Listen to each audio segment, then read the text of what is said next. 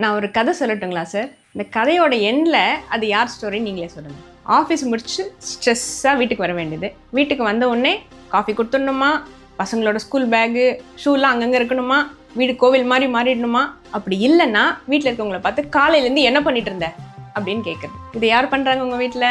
Usually head of the family and the breadwinner. இது justifiable தானே அப்படின்னு கேட்குறீங்களா? சரி, அப்படியே டேபிளை திருப்பினா என்ன நடக்குது பாருங்களேன். நீங்கள் ஆஃபீஸில் ஒர்க் பண்ணிட்டு இருக்கீங்க.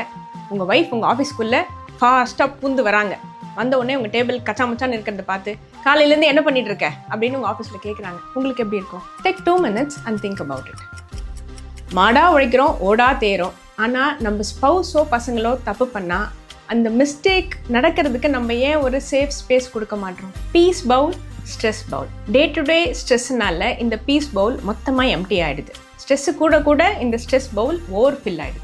நம்மளோட ஸ்ட்ரெஸ்ஸு ஒரு இன்ஃபெக்ஷியஸ் டிசீஸ் மாதிரி ஃபேமிலிக்கு, என்டையர் ஃபேமிலிக்கும் ஸ்ட்ரெஸ் கொடுத்துடும் இல்லைங்களா? So why don't we try and fill this piece bowl? June is the month of men's mental health support. ஆண்களோட மனநல ஆரோக்கியத்தோட விழிப்புணர்வு மாதம். If you think you want help, seek out. There is no stigma. அதில் அசிங்கமே கிடையாதுங்க. There are professionals who can definitely help you. This is Dr. Vijay here, Talk Doc. Peace. Thank you.